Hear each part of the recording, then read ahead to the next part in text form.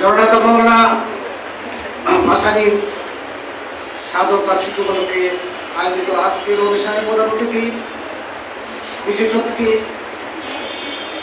অভিভাবক ও ছাত্রছাত্রীবৃন্দ, আসসালামু আলাইকুম।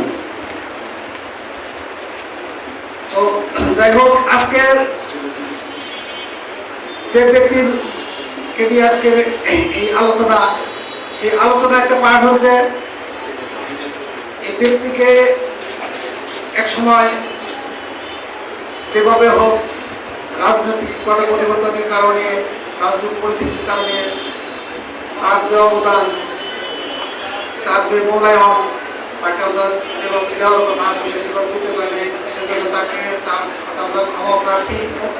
তো যাই হোক, আমাদের মহান এই 5ই আগস্টের বিজয়ের উসিলায় আমাদের আজকের সেই সুযোগ এসেছে সেই মহান ব্যক্তিকে কৃতজ্ঞতা বা তাকে সামনে তুলে ধরার সেই সুযোগ এসেছে। তো তারই একটা পার্টি হিসাবে আমি একটা উদ্যোগ নিয়েছি, এই মৌলানা ভাসানীর উপরে একটা সংক্ষিপ্ত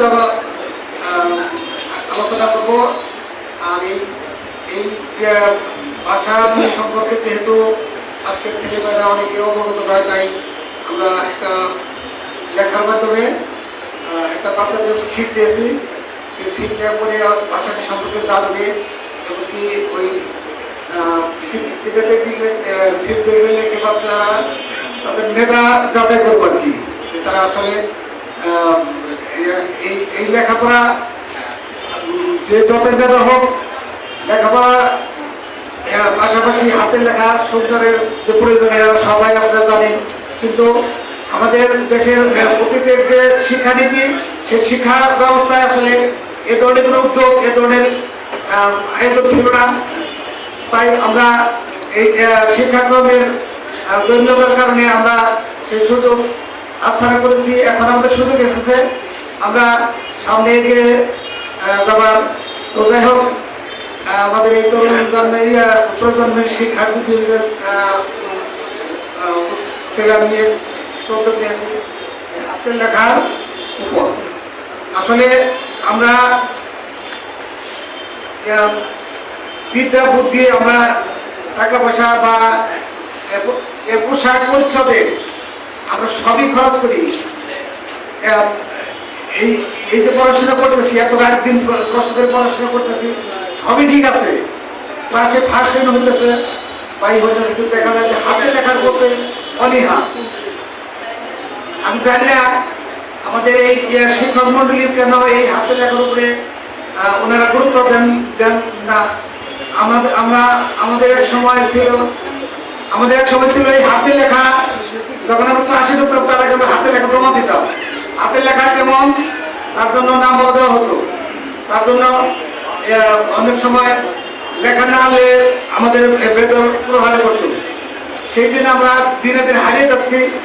সেই হারানোর দিনটাকে এই লেখার আয়োজনের মাধ্যমে আমি একটা অভিযান চালিয়ে যেতে চাই। যদি আপনারা আমাকে সমর্থন করেন বা আমাকে সহযোগিতা করেন, আমি এর আগে এই কিছু উদ্যোগ নিয়েছিলাম, শিবনাথ, জুবাইদা, আর নতুন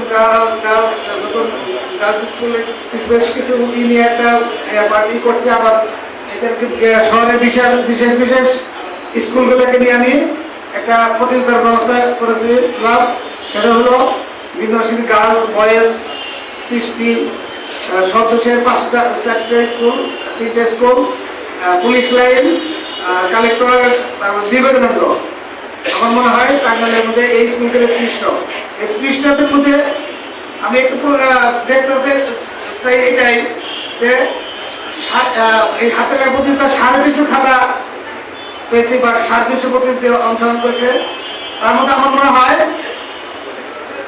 100 খাতা মোটামুটি চলে। তারপরে যাচাই বাছাই করে দেখা যায় যে আমার লেখার যে কিছু কৌশল, আমরা লিখে যাই, সারা নাম্বার দেয়, এই পর্যায়ে আমরা মানে মেধা মনে করি যে গোল্ডেন প্লাস পাইতেছে, গোল্ডেন এই পাইতেছে, তাতে আমাদের মনে সব কিছু হয়ে গেল।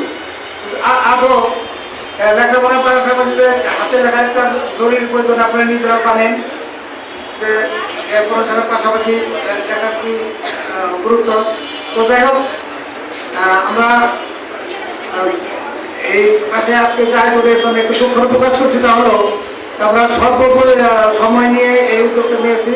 আমরা ওই 6, 7, 8, 9 তিনটা 4টা ক্লাস সাথে নিয়েছিলাম, কিন্তু আমরা সময় স্বল্পতার কারণে শুধু 6টা আমরা ই করতে পারছি, এতগুলো সঠিকভাবে দেখতে পাচ্ছি। আমরা আটগুলা সময় স্বল্পতার পাইনি। পরবর্তী আমরা ইনশাল্লাহ ধারাবাহিকভাবে পরবর্তী বিষয়টা বিজয় দিবস আছে, সাংস্কৃতিক অনুষ্ঠান আমরা পরবর্তী পুরস্কারগুলো দিয়ে দেবো।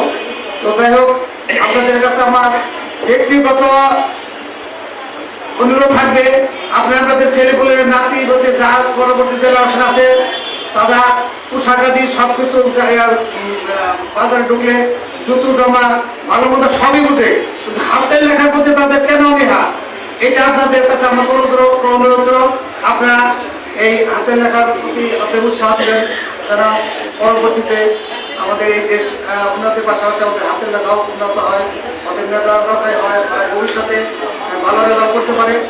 ভালো রেজাল্ট শুধু ওই গোল্ডেন মাইলম দিতে ভালো রেজাল্ট তারা আমাদের জানতে হবে অনেক কিছু।